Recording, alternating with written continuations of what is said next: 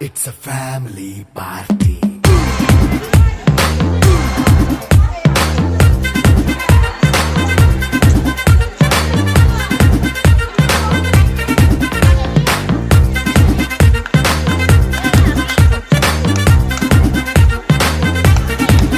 Hey, light setting akkarle, mic settle to panle, manintine chesedam disco thakkale.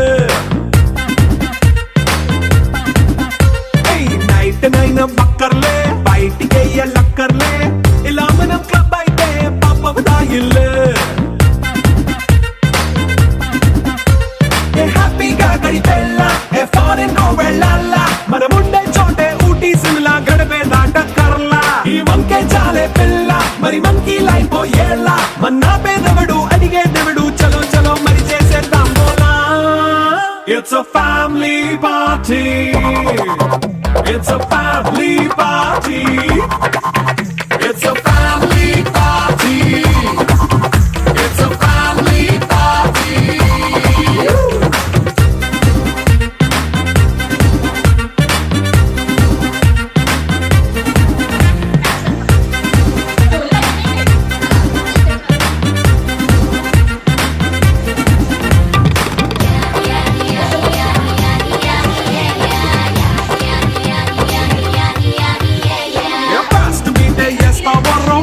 పాటే పెడతావో సిక్కెందుకు dance అయితే చుట్టూ పడవాడే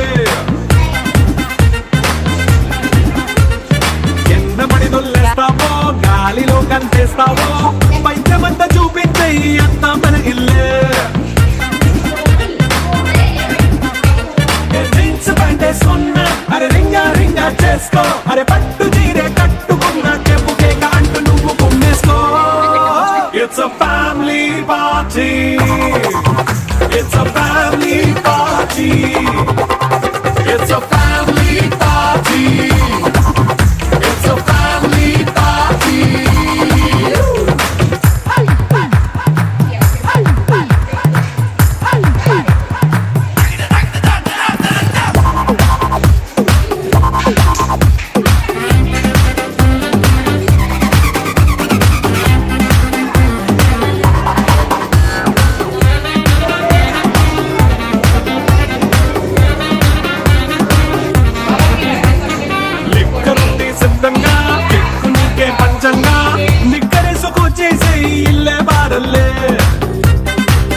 అనేటువంటిది తప్పనిసరి అవసరం కాబట్టి సరస్వతి శ్లోకంతో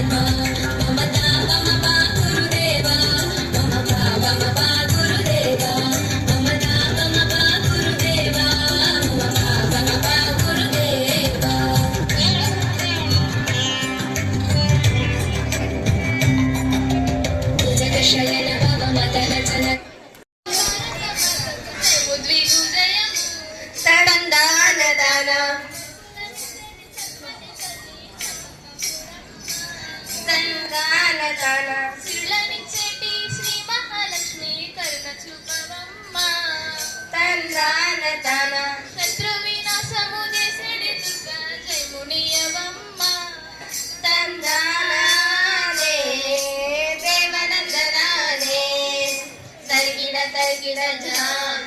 అక్క ఈరోజు ఏ కథ చెప్పబోతున్నావే? ఏదో చెప్పబోతులేరా ఏ రాజు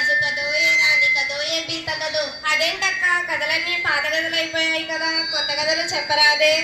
ఏరా పాత అంటే రోతగుందా? అయితే పాత బంగారం, వెండి గొలుసులు ఇవన్నీ తీసి బయట పడేస్తావా ఏంటి? అందరికి ఇది ఒక ఫ్యాషన్ అయిపోయింది. పాతలేదు దగ్గరకండి. ఈరోజు తమ్ముడు అడిగినట్లే కొత్త కథ చెప్తాను. చెట్లై చాలే బడాయి. ఇది పేద ఇంటిలోన పుట్టి పెరిగిన పైడి బొమ్మ కదరా. తన్నానే తన సంజరు పొందిన చక్కనమ్మ కదరా.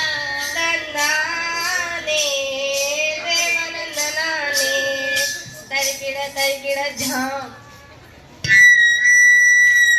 కోనసీమ జిల్లాలో మండపేట అనే గ్రామంలో పార్వతి సత్యనారాయణ అనే దంపతులు ఉండేవారు. వారికి కలిగిన తొలి సంతానమే ఈ పైడి బొమ్మ. పైడి బొమ్మ పేరేంటక్క? ఆ పైడి బొమ్మ పేరు దేవి. ఆ అమ్మాయిని బడికి పంపిద్దామా వద్దా అనుకునే లోపు వారికి ఒక మగ పిల్లవాడు పుట్టాడు. ఇక గొడవ పడటం ఆపుతారా? కథ వినండి. పూట గడవని తల్లిదండ్రులకు పాటులెక్కువాయే. పంటలు పండక పొట్ట నిండక కష్టాలెక్కువాయే. తన్నానే దేవనందనానే తరికిట ఝామ్. లో ఉన్నటువంటి డాక్టర్ పిఎస్సిఎం జడ్పీహెచ్ఎస్ స్కూల్ అయినటువంటి కొత్తగా వచ్చిన ప్రధానోపాధ్యాయులైనటువంటి ఇంగర వెంకటరాజు గారు, ఆయనతో పాటు మరికొంతమంది కొత్తగా వచ్చిన టీచర్లు బదిలీపై వచ్చారు. నువ్వు చెప్పక్క.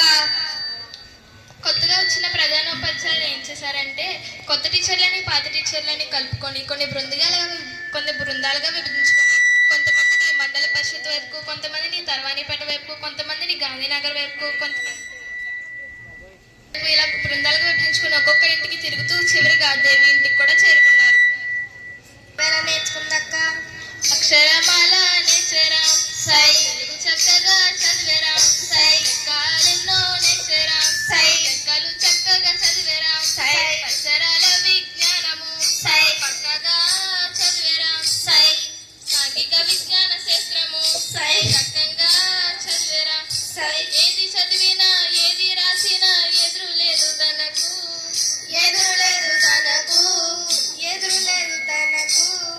తగిడ ఝామ్.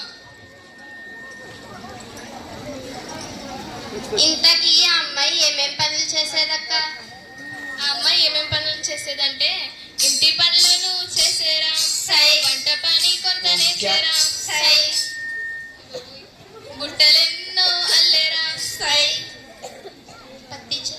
పత్తి చేలకి పోయేరా, కొవ్వొత్తిలా బ్రతుకాయరా. పత్తి చేలకి పోయేరా, కొవ్వొత్తిలా బ్రతుకాయరా. అయ్యో తందానే దేవనందనానే తరికిట ఝామ్. క్లాస్లో పాస్ అయ్యింది. తర్వాత ఇంటర్ కూడా పాస్ అయ్యి డిగ్రీలో చేరింది. అయ్యో డిగ్రీ ఏంటక్క? ఇంజనీరింగో ఎంబీబీఎస్ చదవచ్చు కదా, ఇంకా సీట్ రాలేదా? అది కాదు తమ్ముడు, పోటీ పరీక్షల్లో నెగ్గి ఏ మండల అభివృద్ధి అధికారిగానో ఏ జిల్లా అభివృద్ధి అధికారిగానో అవ్వాలనేది ఆమె సంకల్పం. తనలాంటి ఆడపిల్లలందరికీ అండగా నిలవాలనుకున్నది ఆమె కోరిక. అట్లా అవ్వాలంటే ఏం చెయ్యాలక్క? అట్లా అవ్వాలంటే దొన్నపోతు లెక్క తిని మండిపోతు లెక్క పడుకోరాదురా.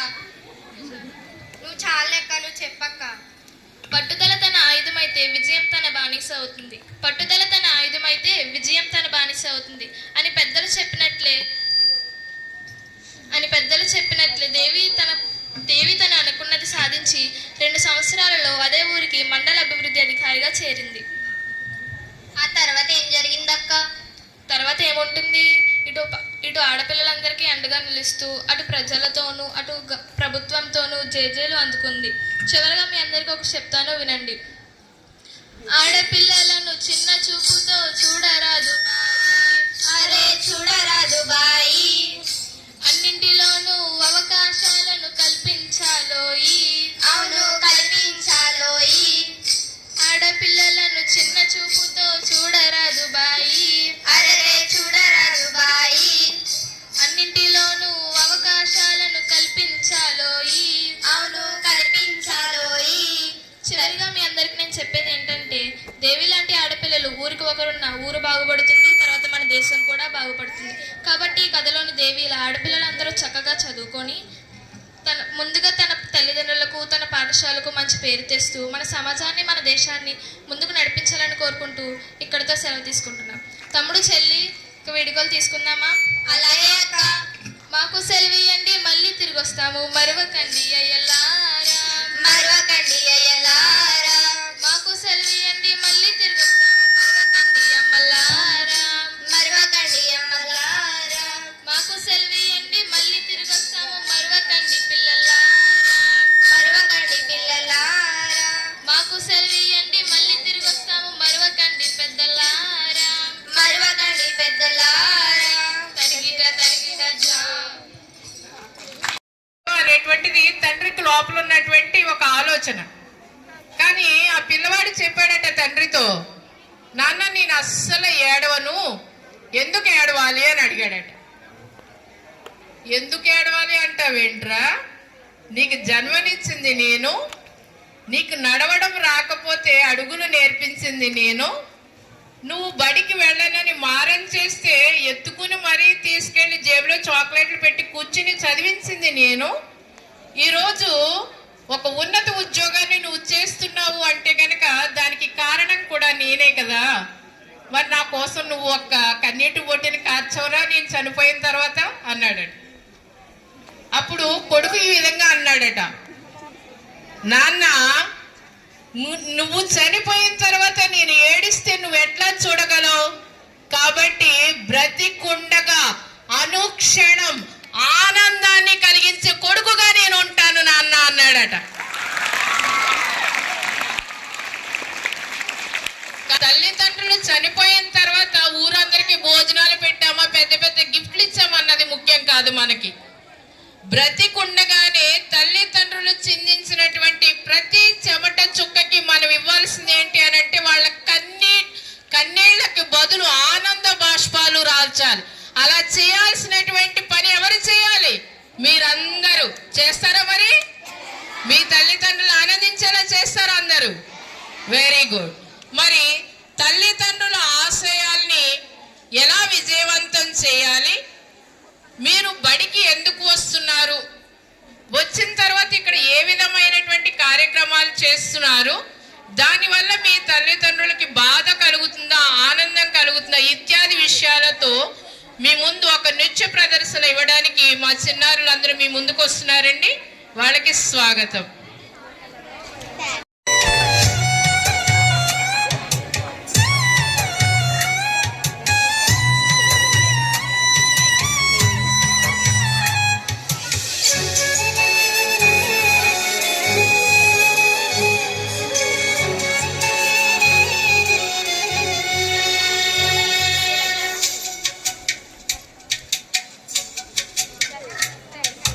గుర్తుందా చిన్న గుర్తుందా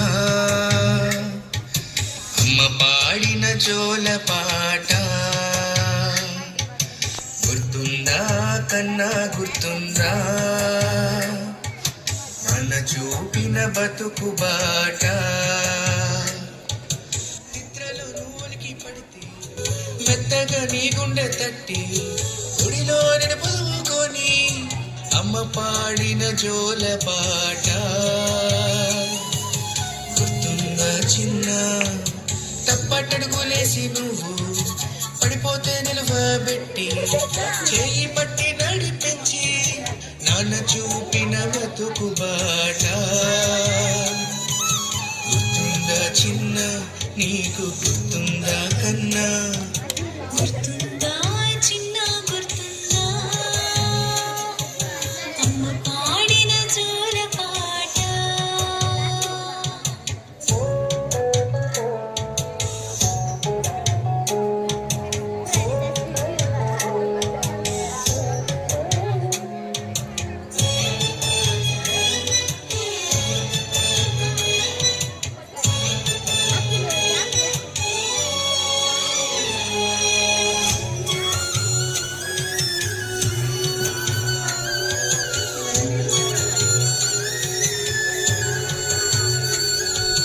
హై స్కూలుకు నడిచి నడిచి అరికాళ్ళు నొప్పులని ఏడుస్తూ చూపించి అరుగుతున్న చెప్పుల్ని లేడీస్ సైకిల్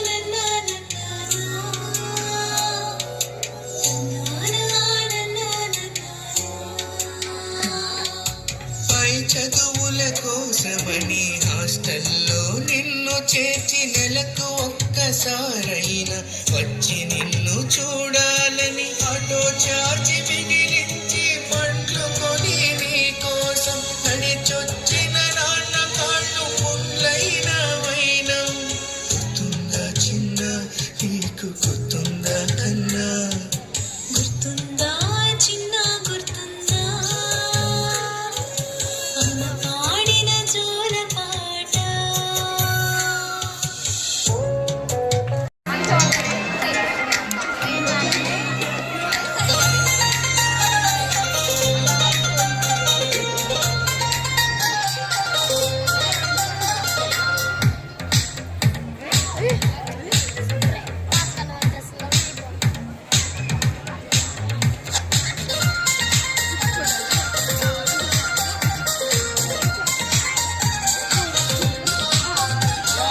కాలం నీతో నడవదు నిన్నడిగి ముందుకు సాగదు సంకల్పం ఒకటే చాలదు దానికి సమయమే కదరా ఆయుధము విజయం నేరుగా చేరదు శ్రమ పడితే దక్కగా మారదు నీ లక్ష్యం చేరే మార్గంలో ప్రతి సెగను విలువని తెలుసుకో ఉన్నోడివా లేనోడివా ఏ కులం నీదని అడగదు మంచోడివా చెడ్డోడివా ఏ మతము నీది అని అడగదు ప్రేమ చాలే చూపదు దాక్షిణ్యాలే ఉండవు ప్రేమ చాలే చూపదు దాక్షిణ్యాలే ఉండవు దానికి విలువను ఇస్తే గెలుస్తావు అది మరిచితే అక్కడే ఆగుతావు కాలం నీతో నడవదు నిన్నడిగి ముందుకు సాగదు సంకల్పం ఒకటే చాలదు దానికి సమయమే కదరా ఆయుధం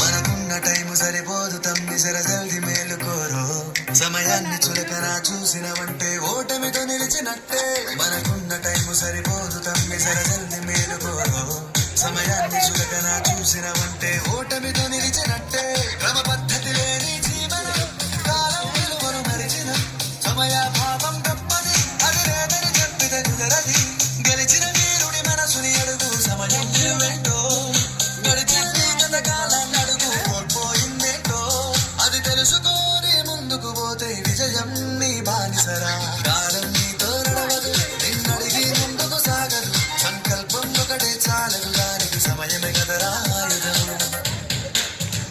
ఈరోజు